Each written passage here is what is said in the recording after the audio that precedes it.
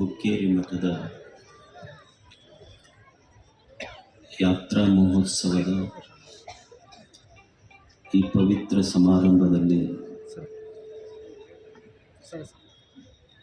ವೇದಿಕೆಯ ಮೇಲಿರುವ ಎಲ್ಲ ಪೂಜ್ಯರ ಶ್ರೀಚರಣಗಳಿಗೆ ನಮಸ್ಕರಿಸಿ,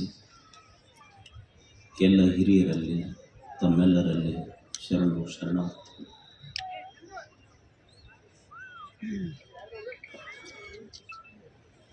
ಯುರೋಪಿನ ಒಬ್ಬ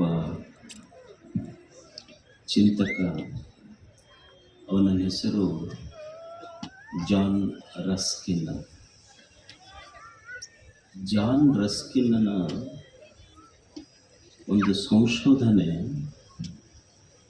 ಅವನೊಂದು ಪ್ರಶ್ನೆ ಮಾಡ್ತಾನೆ, ಯಾವುದು ಸಂಪತ್ತು?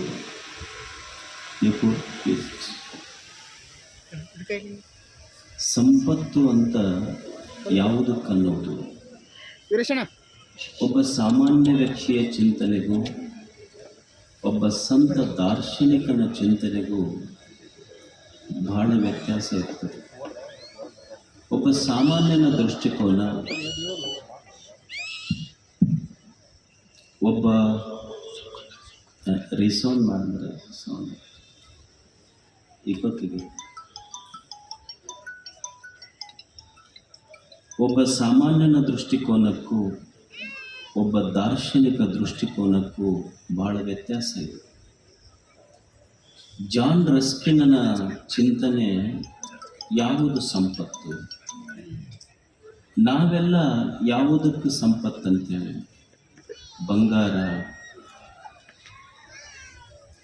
ಬಂಗಾರ, ಬೆಳ್ಳಿ, ಅಧಿಕಾರ, ಇದು ಸಂಪತ್ತು. ನಮ್ಮ ದೃಷ್ಟಿಯಲ್ಲಿ ಬಂಗಾರ, ಬೆಳ್ಳಿ, ದುಡ್ಡು, ಅಧಿಕಾರ ಇದು ಸಂಪತ್ತು.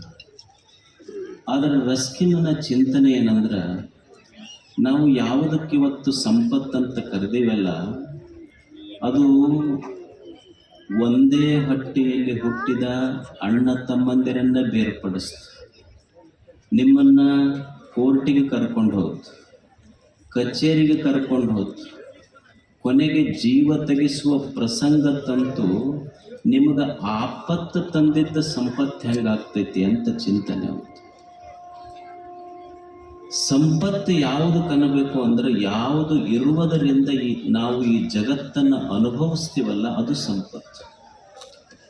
ಬಂಗಾರ ಇರದೇ ಇದ್ರೂ ಸಹಿತ ನಾವು ಬದುಕಬಹುದು, ಬೆಳ್ಳಿ ಇರದೇ ಇದ್ರೂ ಸಹಿತ ಬದುಕಬಹುದು, ದುಡ್ಡು ಇರದೇ ಇದ್ರೂ ಸಹಿತ ಬದುಕಬಹುದು, ಅಧಿಕಾರ ಇರದೇ ಇದ್ರೂ ಬದುಕಬಹುದು. ಆದರೆ ಜೀವನವೇ ಇರದೇ ಇದ್ರೆ ಇವ್ಯಾವು ಅನುಭವಿಸ್ಲಿಕ್ಕೆ ಆಗೋದಿಲ್ಲ. There is no wealth but life.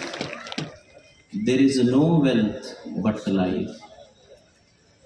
ಸಂಪತ್ತು ನಿಜವಾದ ಸಂಪತ್ತಲ್ಲ, ಈ ಸಂಪತ್ತನ್ನು ಅನುಭವಿಸುವ ಜೀವನವೇ ನಿಜವಾದ ಸಂಪತ್ತು.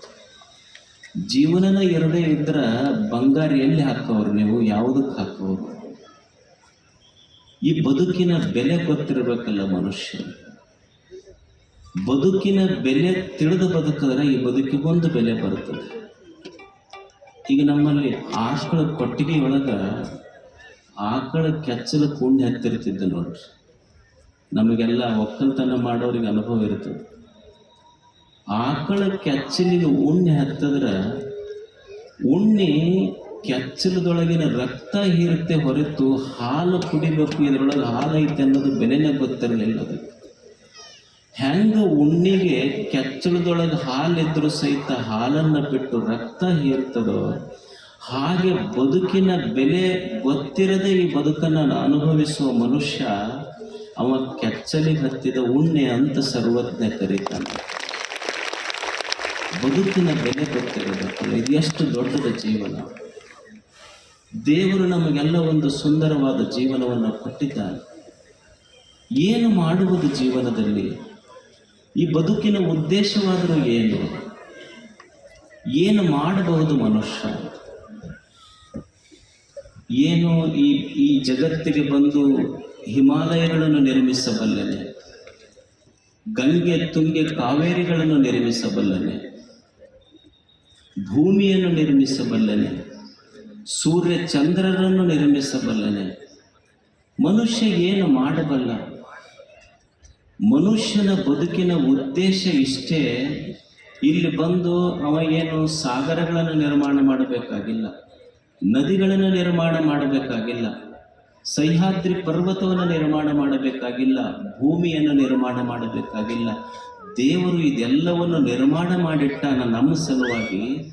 ಅವ ಎಷ್ಟು ಕೃಪಾಮಯಿ ಅಂದ್ರೆ, ನಾವು ಭೂಮಿಗೆ ಬರುವುದಕ್ಕಿಂತ ಮೊದಲೇ ನಮ್ಮ ತಾಯಿ ಎದ್ಯಾಗ ನಮ್ಮ ಸಲುವಾಗಿ ಹಾಲಿಟ್ಟು ಕಳಿಸ್ಯಾನ ದೇವರು. ನಾವು ಏನೂ ಮಾಡಬೇಕಾಗಿಲ್ಲ. ಇಲ್ಲಿ ಬಂದು ಉದ್ದೇಶ ಏನು ಅಂದ್ರೆ, ದೇವರು ಏನು ಮಾಡಿಟ್ಟನಲ್ಲ ಅದನ್ನು ಕೆಡಿಸಲಾರ್ದಂಗಿದ್ರೆ ಸಾಕೋದಿದು ಬದುಕಿನ ಸಾರ್ಥಕತೆ. ನಾವು ಬಂದು ಏನನ್ನು ಮಾಡಬೇಕಾಗಿಲ್ಲ. ದೇವರು ಏನು ಮಾಡಿಟ್ಟಾನ ಅದನ್ನು ಕೆಡಿಸದಂತೆ ಬದುಕಬೇಕಷ್ಟೆ. ಇಲ್ಲಿ ಬದುಕಬೇಕು ಮನುಷ್ಯ 100 ವರ್ಷಗಳ ಕಾಲ ಬದುಕಬೇಕು. ಕುರುವನ್ನೇ ವೇಹ ಕರ್ಮಾಣಿ